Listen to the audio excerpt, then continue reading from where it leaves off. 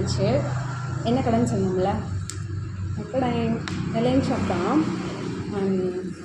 கடை ஓப்பன் பண்ணுறதுக்கு என்ன ரீசன் பார்த்தீங்கன்னா, ஒரே ஒரு ரீசன் தான். என் மேலே இருந்த நம்பிக்கையில் நான் ஓப்பன் பண்ணியிருக்கேன்.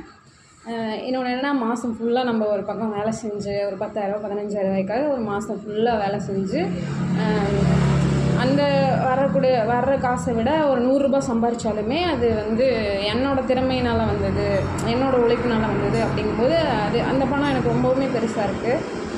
இன்னொன்று என்னென்னா, எனக்காக நான் வந்து உழைக்க போகிறேன், என்னோடய முன்னேற்றத்துக்காக நான் உழைக்க போகிறேன் அப்படிங்கிறது ஒன்று இருக்குது. நான் இப்போ செய்கிற வேலை வந்து என்னோடய டேலண்ட்டு. ஸோ அதுலேருந்து எனக்கு ஒரு ரூ. 100 சம்பாதிச்சாலுமே ரொம்ப சந்தோஷமாக இருக்கும். ரொம்ப கஷ்டப்பட்டு தான் கடை ஓப்பன் பண்ணேன். ஏன்னா ஓப்பன் பண்ணுறதுக்கு முன்னாடி நிறைய நெகட்டிவாக சொல்லுவாங்க.